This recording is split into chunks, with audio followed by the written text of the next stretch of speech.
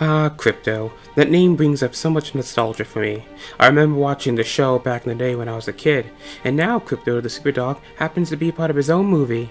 DC League of Super Pets focuses on an experienced Crypto and an experienced Superman. Crypto now finds himself a bit of a lonely dog after Superman's been getting a little too close to Lois Lane for his liking. And when his famed owner and a bunch of other members of the Justice League end up disappearing, it's up to Crypto, who's a bit depowered, along with a plucky group of random animals to help save the day. When you put all in perspective, the storyline's a bit simple, but also very relative and very emotional. I'm sure a number of dog owners probably know what it's like to experience losing your dog or losing that emotional connection to your dog once you get closer to someone else. It was nice seeing this perspective from a superpowered dog, just showing that Crypto really was just a little lonely and just needed some friends. I also really like the fact that the enemy was actually a guinea pig. I thought that was pretty amusing.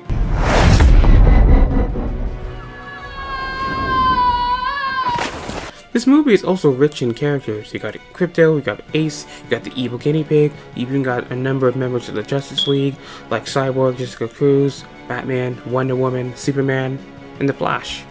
I really like the interactions we got between these groups. Watching the Justice League just talk and just be a bit wholesome and human with each other was pretty nice. It was also a little awkward when hearing about Batman's life story, and Superman made a dig at how he really needed a pet, and I think that was very much true. I also like the various contrasts when it came to the animals and how they viewed people, or rather how they viewed human-pet ownership relationships. I like the fact that Crypto was so deep into his relationship with Superman he couldn't realize that he was just lonely and needed other people around. I also like the fact that Ace had a relatively sad backstory. He was just a dog doing the right thing and ended up getting punished for it. Even the villain in the movie was sympathetic in this regard. She vastly overestimated her importance to Lex Luthor and ended up getting pretty much bitten in the back because of it. Despite the fact she was evil, I couldn't help the fact I felt a little bit sad for her in that moment. Speaking of characters, I'd also like to make a mention to the character designs. For the most part, I think all of the characters in this movie had pretty nice designs. Crypto looked nice, Ace looked nice, the Justice League for the most part looked nice, but there is a couple of glaring things I have to mention. First is Cyborg. Honestly, his autonomy just looked strange. I don't know how that's even supposed to work. The other was Batman. I thought the costume was fine, but his face, he looks like a guy off his meds, which is really kind of creepy. Ah, look who's alive! Well, let's correct that little oversight, shall we?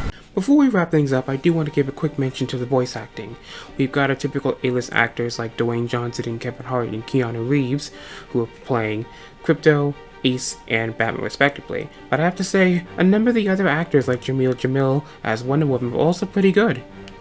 Overall, DC League of Super Pets is a wonderful family film focused on the actions of Crypto the Superdog. If you're a fan of the original show back in the day, or if you're just a fan of DC in general, I think this is a good movie to watch. Hey guys, thanks for watching. If you like what you saw, try to give a like or leave a comment. If you didn't like what you saw, try to leave me some feedback to see in ways I can improve. Thank you. Have a nice day.